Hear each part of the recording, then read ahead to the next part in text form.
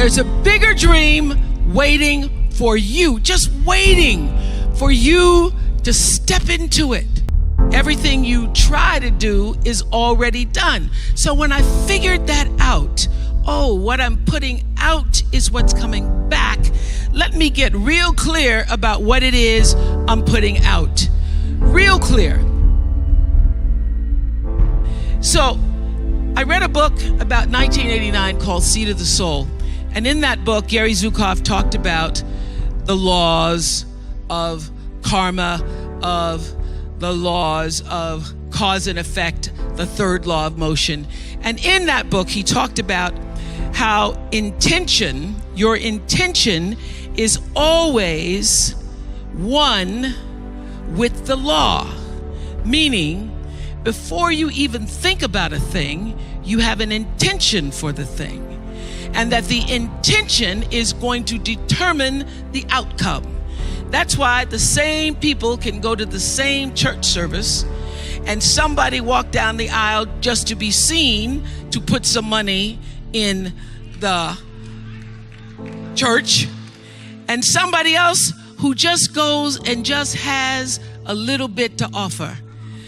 The intention with which you give, the intention with which you serve determines the outcome. So when I figured that out, I went, whoa. I changed everything I did on my show. I called in the producers and I said, from this day forward, I will no longer be speaking to the KKK. I will no longer be speaking to people who are fighting each other in a way that it is damaging to the character of myself and other people who watch. From this day forward, I am only going to do intentional television. So it is my intention to fulfill the dream of the Creator. It is my intention to live to the highest calling and be pressed to the mark of the highest calling that I have come to do. And when you can ask the Creator, ask that which made you you, what is your dream for me? I guarantee you, instead of you trying to define the dream, what is your dream for me? If you're able to lean into the dream that the universe and all the forces of light and love and power and grace by all the names that we call God has for you, nobody can touch you. Every single day, I would have a pre-show meeting and have the producers come in and state to me, what is your intention? How do we want to use whoever is on this show, whatever is happening on this show, to serve the audience in a way that fulfills the mission of uplifting, enlightening, encouraging, as well as entertaining. And if it doesn't do that, then I can't do it. There's a bigger dream waiting for you, just waiting for you to step into it. To step into it. Your life is big. Your life is huge. And we spend so much time wanting to be in somebody else's life.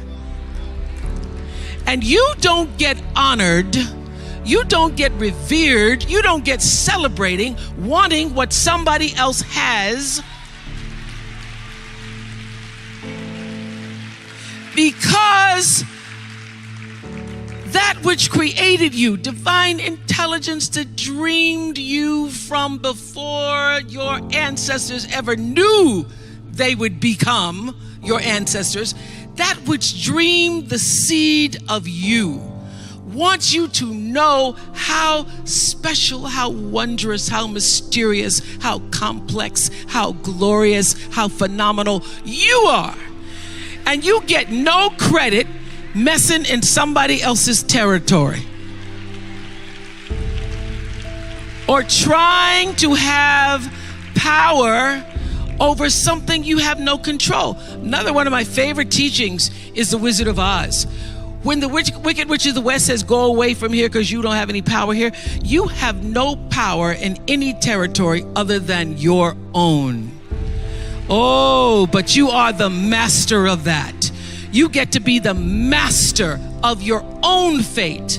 You get to be the captain of your own soul. And if you just manage that, if you just took care of your territory, oh, the glorious, glorious, glorious, wondrous, wondrous opportunities and possibilities that are waiting for you. So the question is, what are you resisting?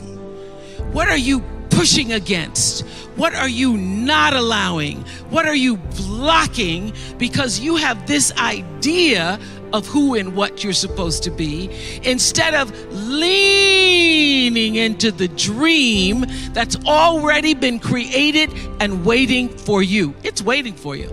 And the second, it's an instant thing. It's a shift in the way you see yourself and the power from which you have come.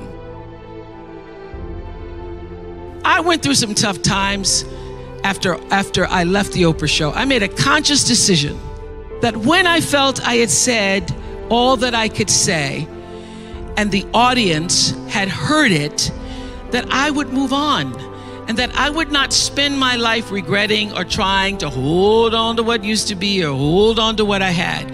So I dreamed this dream of starting a network. And in the beginning, it was a struggle. It was a struggle because honest to goodness, I did not know what I was doing. I was trying to figure it out. I thought that the Oprah show audience would follow us to OWN. And then I realized y'all didn't have cable. And if you had cable, you did not have the OWN package. So it took me a minute.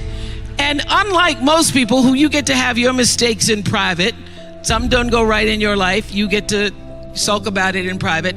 If I make a mistake, it's on the CNN crawl or the CNN news. So when I was in the climb and there were so many wonderful owners, I see Churl Action Jackson here. There were so many wonderful owners, people who said, oh, we're going to stand with you. We're going to stand by you. Thank you, Roland Martin. There were so many people who said, listen, we believe that this can happen. So I dreamed the dream along with Tyler Perry, who was my friend, who came to me and said, Tyler said, I'm going to help you out because Tyler can go home and write a script and direct it, produce it, and shoot it, and do it for less money than anybody in Hollywood. So we started with a foundation of have and have nots.